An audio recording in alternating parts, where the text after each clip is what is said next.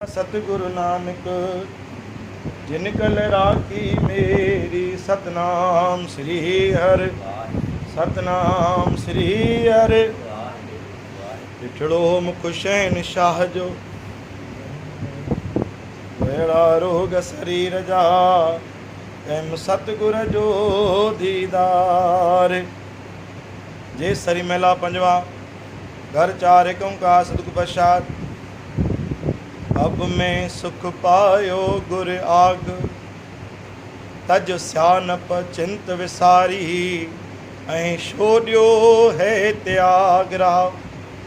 जौ देखो तै सगल मोह मोहियो, तो शरण पर्यो गुर भाग। कर कृपा टहल हर लायो, तो जम छोड़ी मोरी लाग। धरियो सागर पावक को, जो संत बेटे वड भाग। जन नानक सर्व सुख पाए, मोरो हर चरणी चित लाग।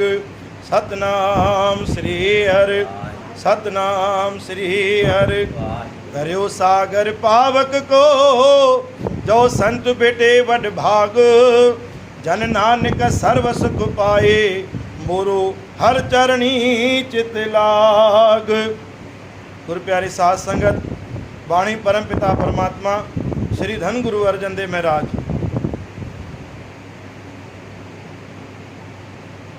श्री गुरु महाराजन वाणी द्वारा समझाया है।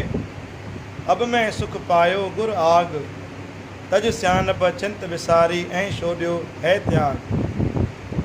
हे दातार, तुंहिंजी शरण में अचण खां पोइ हाणे मूंखे उन सुख जो, उन शांतीअ जो एहसास थी रहियो आहे। मूंखे लॻे थो कि हाणे मुंहिंजे घर में सुख ऐं शांति जो निवास थी रहियो आहे। अब मैं सुख पायो गुरु आग।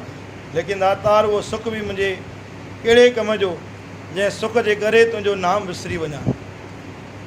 तजे सियानप चिंत विसारी, ऐं छोड़ियो ऐं त्याग। मां घणी सियानप हलायूं, घणी चिंताऊं कयूं, लेकिन अहंकार भी तव्हां मनिंदर मां कढी छॾियो। जंहिं दे कहो त सगल मोह मोहियो, तो शरण पर्यो गुर। हे मुंहिंजा दातार, जंहिंमहिल तुंहिंजे दर ते मां तुंहिंजो दर्शन पातो, तूं मूंखे मोहे छॾियो, पंहिंजे चननि सां मूंखे जोड़े छॾियो। ऐं हिन बदनसीब जा दातार तव्हां भाग खोलिया। कर कृपा टहल हर लायो, तो जम छोड़ी मोरी लाग। हे मुंहिंजा दातार, के दूत, के दुश्मन, के विरोधी मुझे परता पहले, के चुगली था कन, निंद था कन, के तकलीफ़ था ॾियनि, पर दातार मूंखे उन जी चिंता कोन्हे। जम छोड़ी दातार, मूं त ॿुधो आहे तुंहिंजे नाले खणण सां यमिया दूतनि जो कुझु नथा बिगाड़े सघनि, पर दुनिया लोक मुंहिंजो छा बिगाड़ींदा। दुनिया लोकनि में ओतिरी ताक़त कान्हे जो तुंहिंजे सेवक खे, तुंहिंजे दास खे उनजो कोई वार विंगो करे सघे। छोकी दातार मोरी लाग, मुंहिंजो चित तव्हांजे चरणनि सां जुड़ी चुकियो आहे। ऐं जंहिंजे हृदय में तव्हांजो नाम आहे, हुनजो कोई बि वार विंगो नथो करे सघे। धरियो सागर पावक को, हिन सागर में जेको तरियो, लेकिन तरंदो बि केरु आहे? पावक माना पवित्र इंसान, पाक इंसान, जंहिंजो हृदय निर्मल ऐं शुद्ध रहंदो आहे, तो संत पेटे। जन नानक सर्व सुख पाए, मोरो हर चरणी चित लाग। अंतिम क्षण में इहा ई अरदास आहे कि दातार, मुंहिंजो अंत वेले ताणी मुंहिंजो चित दातार पंहिंजे चरणनि सां जोड़े रखिजो। केतिरो बि वॾो सुख छो न अची वञे, पर तुंहिंजो नाम न विसरां, तुंहिंजे चरणनि सां जुड़ियो रहां।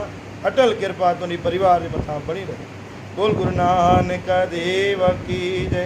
एक ओंकार सतनाम करता।